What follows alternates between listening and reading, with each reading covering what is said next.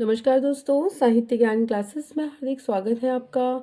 आज का जो सत्र है हमारा, इस सत्र में हम अध्ययन कर रहे हैं हिंदी व्याकरण में स्वर और व्यंजन। केवीएस, एनवीएस परीक्षा और हिंदी साहित्य से संबंधित जो भी परीक्षाएं होती हैं, उन सभी परीक्षाओं में हिंदी वर्णमाला से प्रश्न अवश्य आते हैं। स्वर व्यंजन का वर्गीकरण, स्वर और व्यंजन की संख्या कितनी है, किस प्रकार से इनका कितने वर्गों में इनका विभाजन हुआ है, कौन सा स्वर स्पर्श व्यंजन है, कौन सा वर्ण का क्या प्रकार है। तो इस प्रकार से बहुत सारे प्रश्न हर परीक्षाओं में आते हैं। तो आज के सत्र में हम इन्हीं से संबंधित तथ्यों का अध्ययन करेंगे। सर्वप्रथम हम देखते हैं कि हिंदी के लिखित रूप को वर्ण या अक्षर कहते हैं। हिंदी वर्णमाला का जो लिखित रूप है उसको वर्ण या अक्षर कहा जाता है। हिंदी में स्वर वर्णों की संख्या है वो 11 है। आपको याद रखना है कि स्वर की संख्या है वो 11 तथा व्यंजन वर्णों की संख्या 33। तो 11 स्वर हैं और 33 व्यंजन स्वीकार किए गए हैं। 11 स्वर की संख्या हो गई और 33 व्यंजन। हिंदी वर्णमाला में 52 ध्वनियां हैं। वर्णमाला में ध्वनियों की संख्या को लेकर भी विवाद रहा है। किसी विद्वान ने 52 बताई है, किसी ने 44 बताई है, किसी ने 53 बताई है। तो हर विद्वान का अपने अपने अनुसार अलग अलग मत है। पर हिंदी के जो प्रसिद्ध व्याकरण आचार्य हैं, प्रसिद्ध वैयाकरण हैं, आचार्य कामता प्रसाद गुरु, जिन्होंने हिंदी वर्णमाला में 43 वर्ण माने हैं, यानी 43 वर्ण इन्होंने स्वीकार किए हैं। पर हिंदी में क्या है, 52 ध्वनियां हैं। आपको प्रश्न आता है तो पूछे जाए तो 52 ही निशान लगाना है आपको सही, जिसमें 33 व्यंजन और 11 जो स्वर की संख्या है। तो इन सभी का हम वर्गीकरण, कौन कौन से व्यंजन हैं, कौन कौन से स्वर हैं, अयोगव्याह क्या है, इन सभी का अध्ययन हम आज के सत्र में करेंगे। स्वर स्वर की जो संख्या है वो 11 है, हमने अध्ययन किया अभी। तो स्वर कौन कौन से हैं? आ ई उ, री, ऋषि ऋषि, ए ऐ ओ औ। तो ये क्या है? ये स्वर हैं। हिंदी वर्णमाला में ये सभी स्वर हैं। व्यंजन क ख ग घ घ, च छ ज झ ञ, ट ठ ड ढ ण, त थ द ध न, प फ ब भ म, य र ल व और श श श ह। संयुक्त व्यंजन है 3, क्षत्रज्ञ और श 4 है। यहाँ पर संयुक्त व्यंजन है तो पूछा जाता है कि हिंदी वर्णमाला में संयुक्त व्यंजन कौन से हैं। तो ये है, संयुक्त का जो अर्थ है कि दो वर्णों के मेल से जिस व्यंजन का निर्माण हुआ है, यानी जिन व्यंजन जो बने हैं उनको संयुक्त व्यंजन कहा जाता है। जैसे छ का निर्माण हुआ है क और च से, त्र का त और र से, ज्ञ का ज और य से, श्र का श और र से। तो इन जो व्यंजन बने हैं, इन व्यंजन में दो दो व्यंजन का मेल है, इसलिए इन व्यंजनों को संयुक्त व्यंजन कहा गया है। अब आपको यहाँ पर थोड़ा मैं बता दूं कि वर्ग क्या होता है। हिंदी वर्णमाला में जो वर्ग हम आगे जिसका हम अध्ययन करेंगे, तो आप यहाँ पर थोड़ा सा देख लीजिए कि किस प्रकार वर्ग है। ये जो एक लाइन में जो ये 5 अक्षर लिखे हैं, ये पूरे क वर्ग के हैं। यानी यहाँ से हम वर्गों का डिसाइड करेंगे कि क वर्ग में क ख ग घ य, च वर्ग च छ ज झ ञ, यानी जिस लाइन का जो है उसको वर्ग कहा जाता है। तो आपको ये थोड़ा मैंने यहाँ पर ये समझा दिया, इसको हम विस्तार से आगे अध्ययन करेंगे। अयोग व्याह है अ और अंग की बिंदी, जिसे अनुस्वार और विसर्ग कहा जाता है। द्विगुण व्यंजन है ड ढ। तो प्रश्न ये आता है कि अयोग वाह कौन से है? तो अंग और अंग। द्विगुण व्यंजन ड ढ। अनुस्वार जिसमें अ तथा विसर्ग अंग का स्वर और व्यंजन के साथ योग न होने के कारण इन ध्वनियों को अयोगवाह कहते हैं। किशोरीदास वाजपेयी के अनुसार अयोगवाह स्वरों के ही अंतर है, इनको भी स्वरों में ही स्थान दिया गया है। स्वरों का जो वर्गीकरण है वह किस प्रकार है? उच्चारण स्थान, मात्रा, जीभ की स्थिति, मुख विवर, ओष्ठ।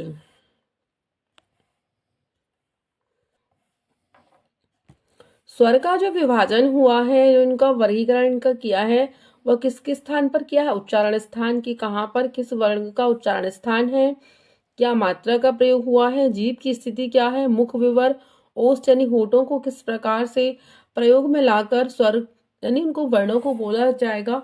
तो ये सभी आधार है जो वर्गों का विभाजन करते हैं। हिंदी वर्णमाला में जो वर्गीकरण हुआ है वह दो प्रकार से हुआ है। व्यंजनों का वर्ग, स्वर तो सभी हैं जिनका अपना एक अलग स्थान है, और व्यंजनों का वर्गीकरण हुआ है। तो व्यंजन का वर्गीकरण दो आधारों पर हुआ है। एक तो हुआ है उच्चारण स्थान के आधार पर, दूसरा हुआ है प्रयत्न स्थान, यानी किस प्रकार से हम उनका प्रयोग करते हैं। सर्वप्रथम है उच्चारण स्थान के आधार पर वर्गीकरण। तो यही सबसे महत्वपूर्ण है। सबसे ज्यादा प्रश्न हमारे परीक्षा में जो बनते हैं वो यहीं से आते हैं कि कौन सा वर्ग का उच्चारण स्थान क्या है। सर्वप्रथम कंठ, यानी गले से जिन वर्णों की आवाज आती है वह क ख ग घ, यानी क वर्ग का जो उच्चारण स्थान है वो कंठ है।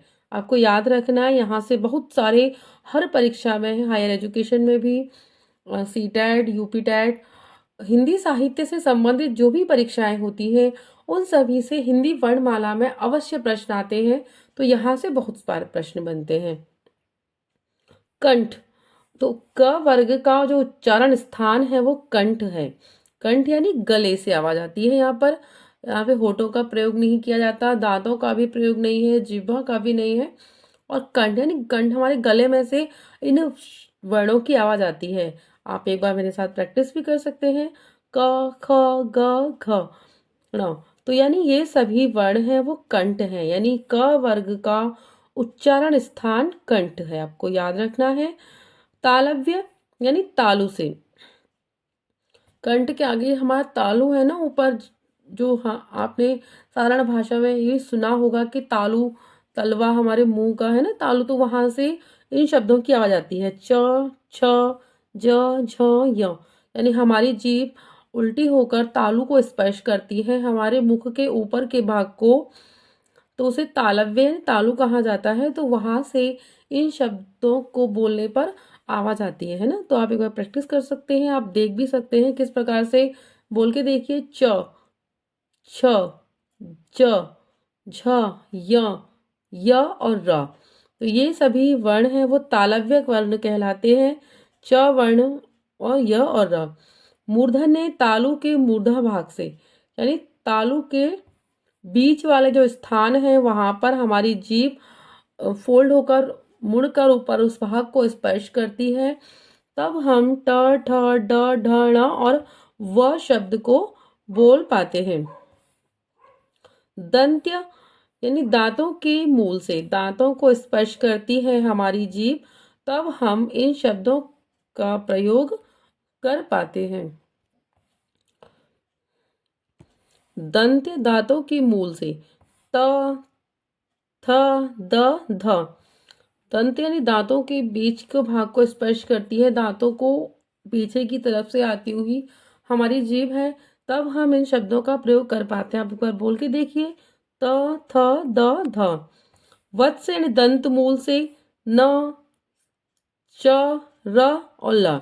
ओष्ठ या दोनों होठों को आपस में मिलने से हम इन शब्दों को बोल पाते हैं। प, फ, ब, भ, म।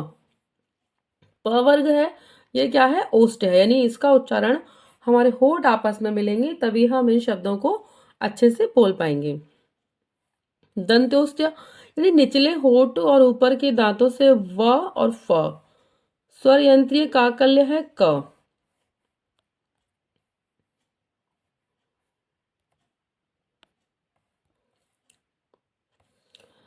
अब अगला है प्रयत्न के आधार पर।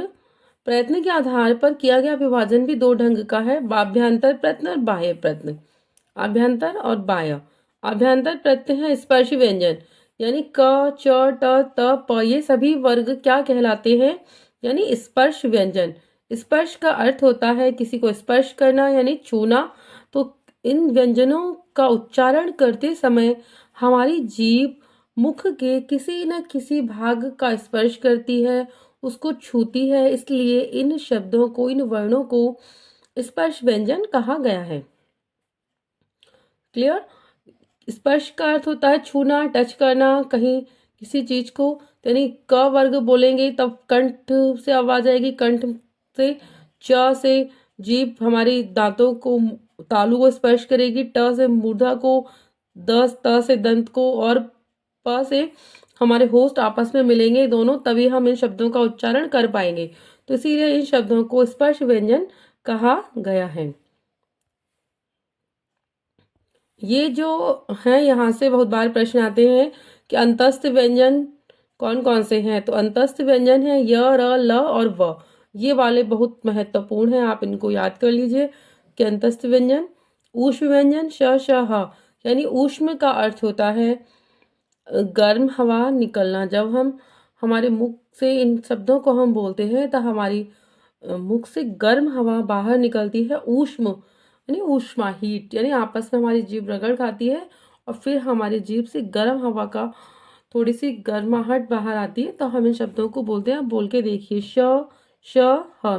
अपने मुंह के पास हाथ ले जाइए अपना, इन शब्दों को बोलिए तो आपकी जीभ और मुख से आपकी गर्म हवा निकलेगी। इसलिए इन व्यंजनों को ऊष्म व्यंजन कहा गया है। अर्धस्वर य, व। पार्श्विक व्यंजन है ल। लुंठित या प्रकंपित स्वर र कहलाता है। और अनुनासिक है, यानी जिनकी बिंदियां लगती हैं, ण, य, ण, न, म। ऐसे आपने लिखा गंगा, तो गंगा पे बिंदी लगी। चंचल लिखा तो य आया, है ना। अगला है बाह्य प्रयत्न। यहाँ पर प्रश्न हो गया, प्रयत्न होगा। बाह्य प्रयत्न के आधार पर ध्वनियों का वर्गीकरण। बाह्य प्रयत्न यानी हमें साफ साफ दिख रहा है कि कौन सा वर्ग किस उसका है, तो हम इनका वर्गीकरण यहाँ पर उसी प्रकार करेंगे। तो बाह्य प्रयत्न पर किस प्रकार वर्गीकरण होता है, घोष, अघोष, महाप्राण, अल्प प्राण। तो यहाँ से भी प्रश्न आते हैं कि कौन सा वर्ण घोष है, कौन सा अघोष है, महाप्राण और अल्प प्राण। सबसे साधारण सरल तरीका है घोष वर्ण है प्रत्येक वर्ग का प्रथम व द्वितीय वर्ण। तो वर्ग में मैं आपको एक बार समझा देती हूँ बहुत अच्छे से। वर्ग का जैसे आपने लिखा प्रत्येक वर्ग का,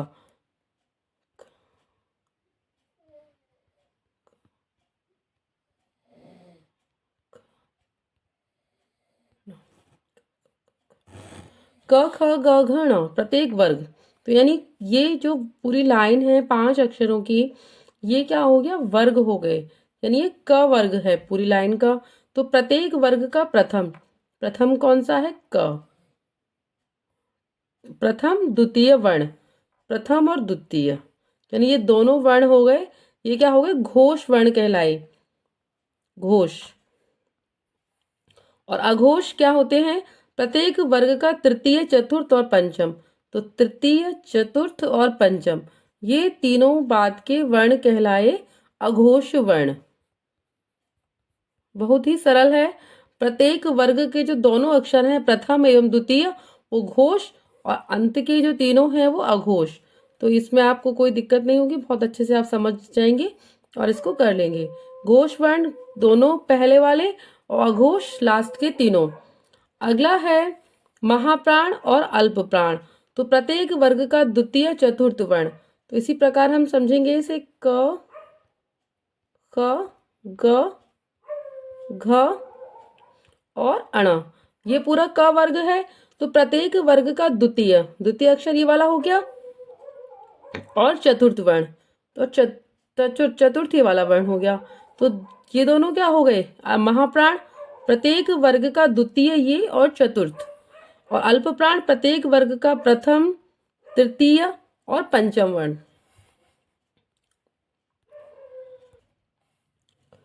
प्रत्येक वर्ग का द्वितीय और चतुर्थ वर्ण महाप्राण, और प्रत्येक वर्ग का प्रथम, तृतीय, पंचम वर्ण अल्प प्राण व्यंजन कहलाते हैं। तो वर्ग का प्रथम व्यंजन ये वाला हो गया। प्रत्येक वर्ग का प्रथम, तो प्रथम, तृतीय, तृतीय ये वाला हो गया, पंचम, पंचम ये वाला हो गया। तो ये तीनों वर्ण क्या कहलाए, अल्प प्राण हो गए। और ये दोनों बीच के द्वितीय और चतुर्थ हो गए हमारे महाप्राण। ये महाप्राण व्यंजन हो गए, और लास्ट वाले तीनों हो गए अल्प प्राण। तो आपको उम्मीद करती हूँ समझ में आ गया होगा। तो आज के सत्र में इतना ही। हमने हिंदी वर्णमाला का वर्गीकरण का अध्ययन किया, बाह्य प्रत्यय के आधार पर, उच्चारण स्थान के आधार पर कि कितने वर्ण होते हैं, किस प्रकार इनका उच्चारण किया जाता है, स्पर्श व्यंजन क्या है, अंतस्थ व्यंजन क्या है। तो उम्मीद करती हूँ ये सत्र आपको अच्छा लगा होगा। आगे के सत्रों में जुड़े रहिए। वीडियो अच्छी लगी है तो लाइक कीजिए, चैनल को सब्सक्राइब कीजिए, शेयर कीजिए और कमेंट्स कीजिए। आगे आने वाले सत्र में जुड़े रहिए। बहुत बहुत धन्यवाद।